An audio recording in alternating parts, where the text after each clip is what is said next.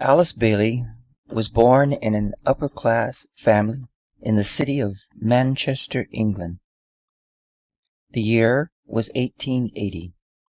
It was the Victorian era, a time of religious and social conformity. Though born to wealth and privilege, yet Alice described herself as an unhappy and exceedingly disagreeable little girl, a society girl in the gay 90s, which she did not find so gay.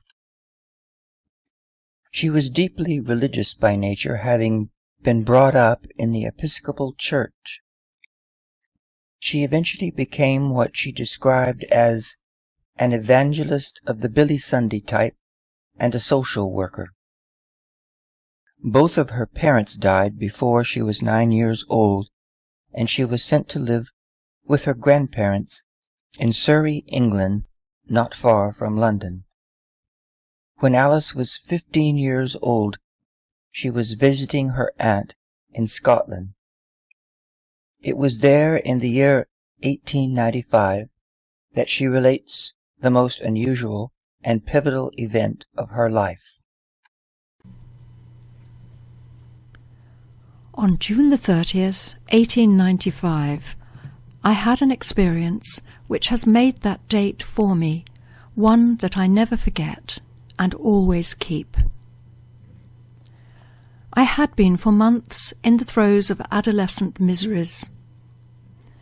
There was nothing but sorrow and trouble on every hand. I had not asked to come into the world, but here I was. I was just 15.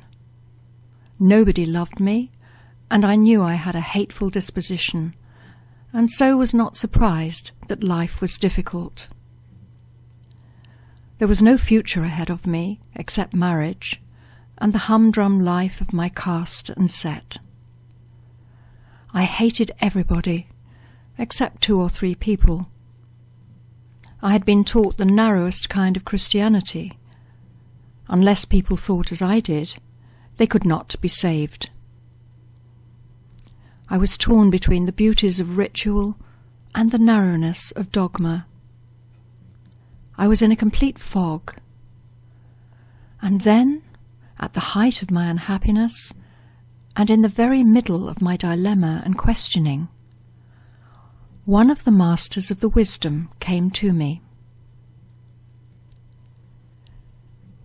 It was a Sunday morning.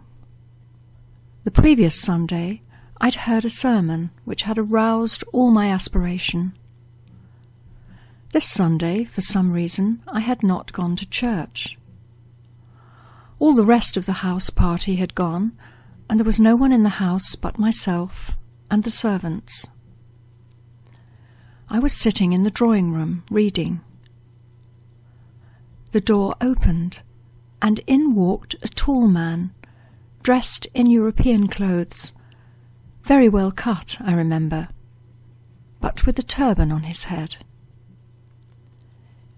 He came in and sat down beside me. I was so petrified at the sight of the turban that I could not make a sound or ask what he was doing there. Then he started to talk. He told me there was some work that it was planned that I could do in the world, but that it would entail my changing my disposition very considerably. I would have to give up being such an unpleasant little girl, and must try and get some measure of self-control.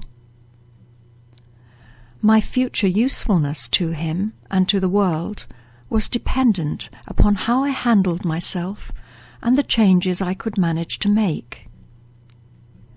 He said that if I could achieve real self-control, I could then be trusted, and that I would travel all over the world and visit many countries, doing your master's work all the time.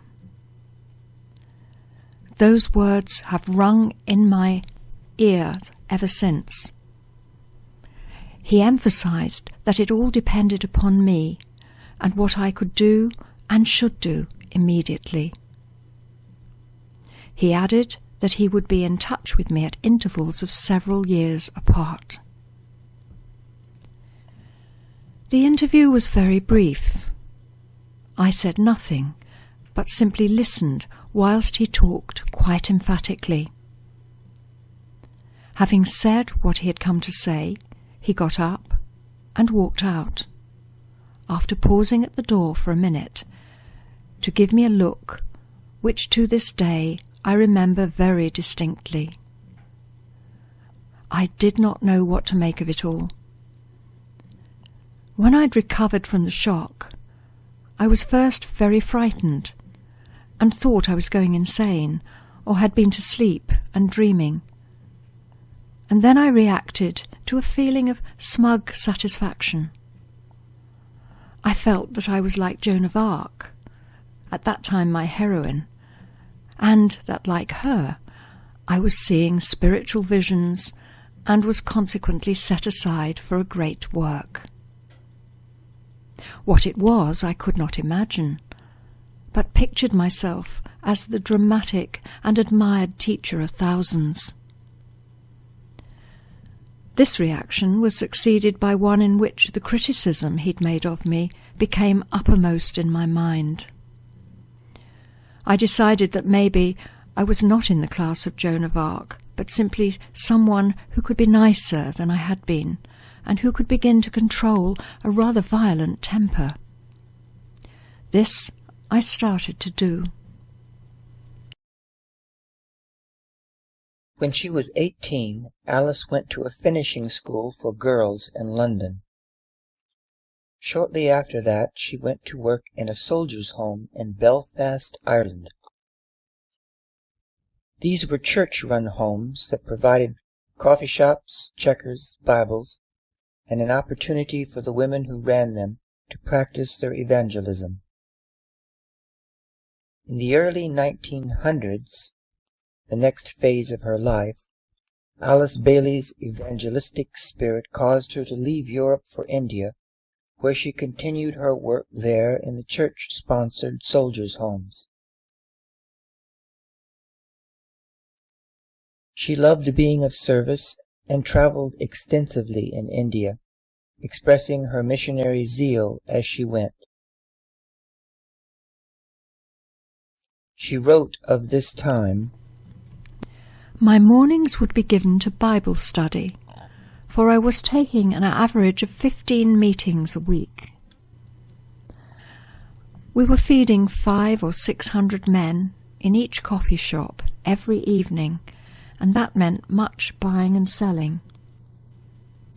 My afternoons would be spent in a hospital, usually in the wards where there were no women nurses, because there the need was the greatest. I would go from bungalow to bungalow of these big military hospitals, with papers and pamphlets and books, and, alas, loaded up with tracts. I got fairly well known in the hospitals, and the chaplains of all denominations used to send for me constantly to sit with the boys when they were dying, and, if I could do nothing to help, at least the dying man could hold my hand. I learnt one important thing as I sat with these men and watched them pass over to the other side, and it was this: nature or God takes care of people at these times, and they usually die quite unafraid and are often very glad to go.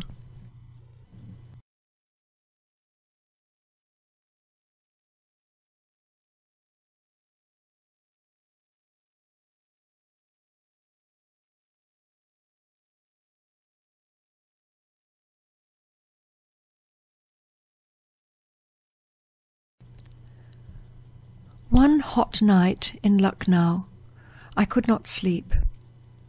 I walked up and down my room and felt entirely desolate. I went out onto the broad veranda, shrouded in flowering bougainvillea, but found nothing there but mosquitoes. I returned to my room and stood by my dressing table for a minute. Suddenly, A broad shaft of brilliant light struck my room, and the voice of the Master, who had come to me when I was 15, spoke to me. I did not see him this time, but I stood in the middle of the room and listened to what he had to say. He told me not to be unduly troubled, that I had been under observation and was doing what he wanted me to do. He told me that things were planned, and that the life work which he had earlier outlined to me would start, but in a way which I would not recognize. He offered me no solution for any of my problems, and he did not tell me what to do. The Masters never do. They never tell a disciple what to do, or where to go, or how to handle a situation, in spite of all the bunk talked by nice, well-meaning devotees. The Master is a busy executive, and his job is world direction. He never runs around talking sweet platitudes to perfectly mediocre people whose influence is nil and whose power to serve is undeveloped. I mention this because this is one of the things which need debunking and which has misled a lot of very good people. We learn to be masters by mastering our own problems, by putting right our own mistakes, by lifting some of humanity's burdens, and by forgetting ourselves. The Master did not comfort me that night. He offered me no compliments or nice platitudes. He said, in effect, the work must go on. Don't forget, be prepared to work. Don't be deceived by circumstances.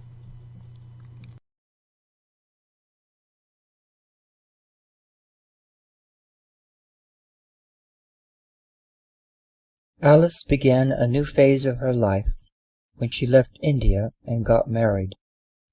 This marriage, which lasted from 1907 to 1915, was an unhappy one that left her with 3 children to raise by herself. She was no longer the lady of wealth and social standing. In 1915 she was living in Pacific Grove, California, where she had to work for a living in a sardine factory and struggle against poverty.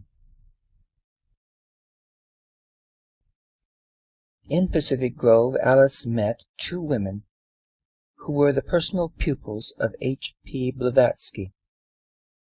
She went to Theosophical meetings there, and under their guidance sought to understand Blavatsky's book, The Secret Doctrine.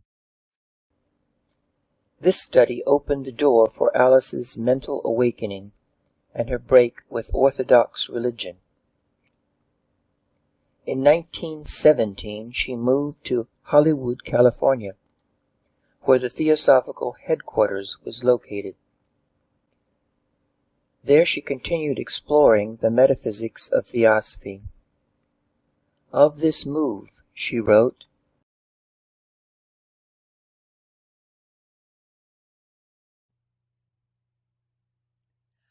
Hollywood was relatively unspoiled in those days. The movie industry was, of course, the major industry, but the town remained at that time quite simple. The main streets were all lined with pepper trees, and there was not the breathlessness, the mad rush, the brittle brilliancy and the glare of modern Hollywood today. It was then a gentler and sweeter place. It was during this year, 1918, that I discovered for the first time who it was that had come to see me in Scotland when I was a girl of 15. I had been admitted into the esoteric section of the Theosophical Society and was attending their meetings. The first time that I went into the shrine room, I saw the customary pictures of the Christ and the Masters of the Wisdom as the Theosophists call them.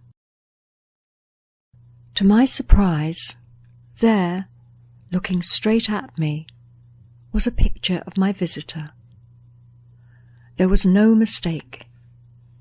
This was the man who had walked into my aunt's drawing room, and it was not the Master Jesus. It was the Master K.H. Alice was still living in Crotona in 1919, when she was contacted by one of the great teachers that she later came to know as a Master of the Wisdom. It was in November 1919 that I made my first contact with the Tibetan. I had sent the children off to school and thought I would snatch a few minutes to myself, and went out onto the hill close to the house. I sat down and began thinking, and then suddenly I sat, startled and attentive. I heard what I thought was a clear note of music, which sounded from the sky, through the hill, and in me. Then I heard a voice which said, "There are some books which it is desired should be written for the public. You can write them. Will you do so?" Without a moment's notice, I said, "Certainly not. I'm not a darned psychic, and I don't want to be drawn into anything like that." I was startled to hear myself speaking out loud. The voice went on to say that wise people did not make snap judgments, that I had a peculiar gift for the higher telepathy, and that what I was being asked to do embodied no aspect of the lower psychism. I replied that I didn't care, that I wasn't interested in any work of a psychic nature at all. The unseen person, who was speaking so clearly and directly to me, then said that he would give me time for consideration, that he would not take my answer then, and that he would come back in 3 weeks' time exactly, to find out what I intended to do.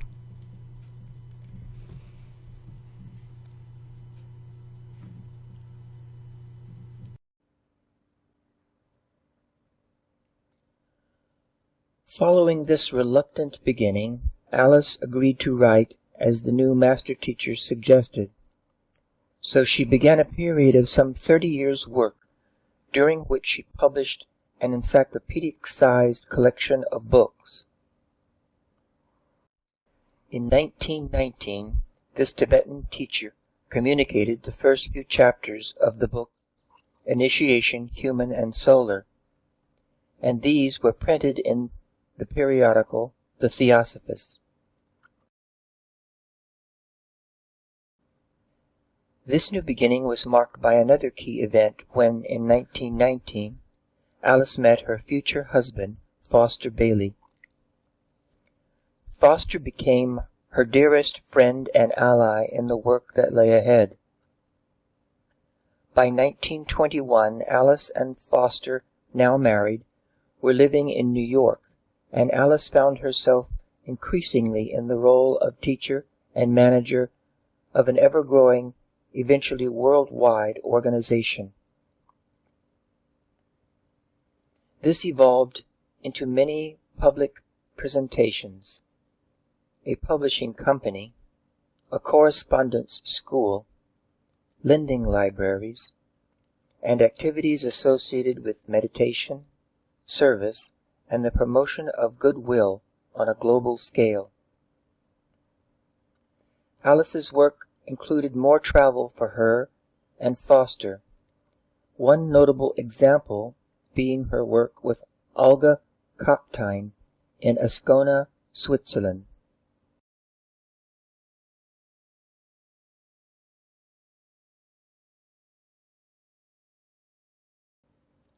This is Alice in Ascona with some of her co-workers, including Foster, and Dr. Roberto Assagioli, founder of the modern school of psychology known as psychosynthesis.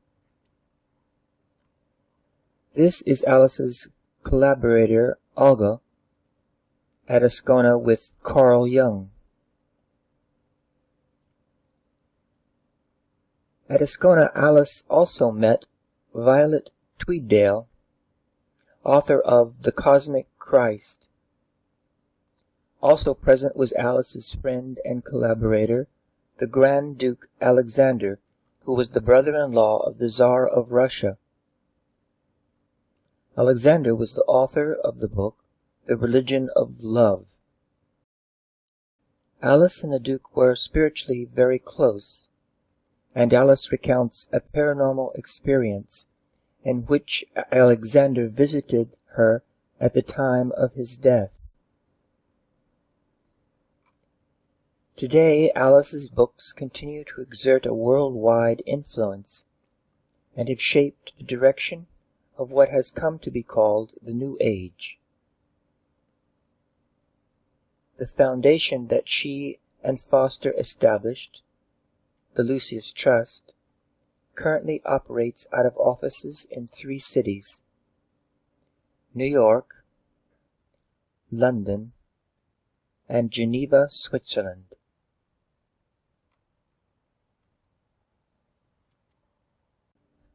Alice's work at the Spiritual Center in Switzerland was partly inspired by her co-worker, Alice Ortiz, who provided not only friendship but material support.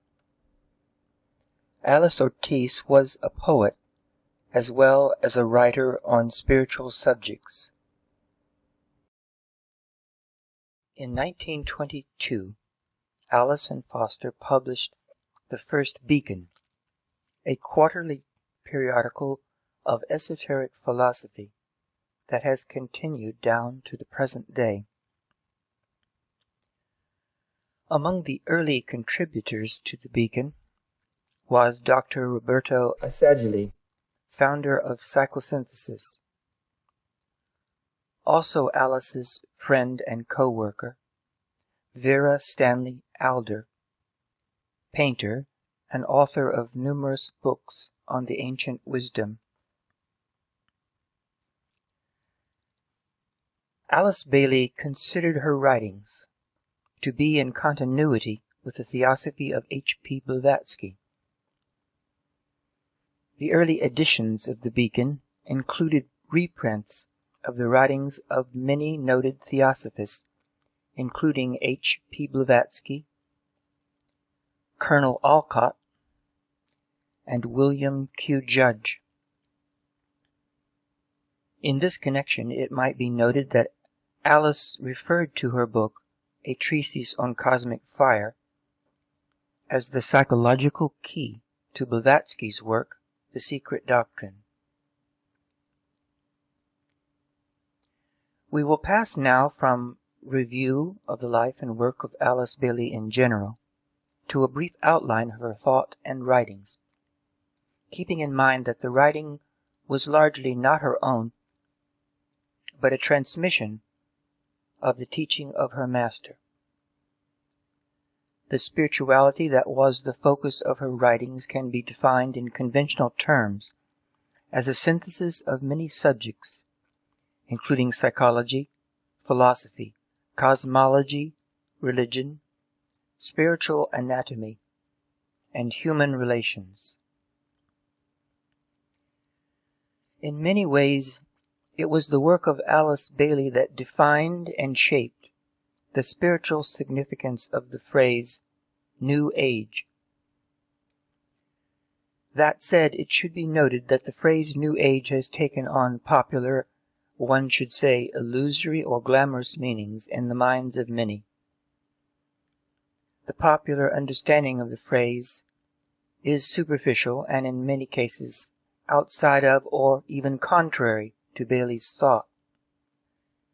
In metaphysical terms, Bailey's work can be defined as an expression of the ageless wisdom. It seeks to expound science or spiritual science underlying the whole universe. There is perhaps one word and one theme that is foundational and runs like a golden thread tying together all her works. That word is unity. And there is one word that qualifies and informs that unity, and that word is love. The teaching is, there is one life in and through all things. And there is one motive that defines the true path, and that is love, the basis of the brotherhood of all humanity. Over this foundation her writings build a many-faceted structure that defines soul, personality, right human relations, and the relation of God and man. Over it we see outlined the nature of religion in both its superficial and true sense, and over it we see outlined the nature of spiritual evolution. In this ageless wisdom teaching there is one God, Spirit, Energy, Principle, Cause. From that comes a Trinity, three, and also 7 facets or dimensions of life. These are the rays of the one life that is in and through all things and defines their essential and formal nature. Alice Bailey's writings use both esoteric or specialized vocabulary and also a plain language vocabulary. To read her with some understanding, as with many academic disciplines, requires the careful learning of this special vocabulary. In addition, many writings use what are called reformative definitions. This is when a word is used in a special sense where it is redefined or given a fresh meaning that does not correspond to the conventional one. The writings of Alice Bailey make considerable use of such definitions. To understand her writing, it is necessary to approach these new meanings. There is one key thing that distinguishes the religious aspects of her writings from conventional religion. Though the writings place love and wisdom above intellect, yet independent thought is regarded as of vital importance. We see this in the following passage, which I offer by way of conclusion. The books that I have written are sent out with no claim for their acceptance. They may or may not be correct, true, and useful. It is for you to ascertain their truth by right practice and by the exercise of the intuition. Neither I nor AAB is the least interested in having them acclaimed as inspired writings, or in having anyone speak of them with bated breath as being the work of one of the masters. If they present truth in such a way that it follows sequentially upon that already offered in the world teachings, if the information given raises the aspiration, the will to serve, from the plane of emotions to that of the mind, the plane whereon the masters can be found, then they will have served their purpose. If the teaching conveyed calls forth a response from the illuminated mind of the worker in the world, and brings a flashing forth of his intuition, then let that teaching be accepted, but not otherwise. If the statements meet with eventual corroboration, or are deemed true under the test of the law of correspondences, then that is well and good. But should this not be so, let not the student accept what is said.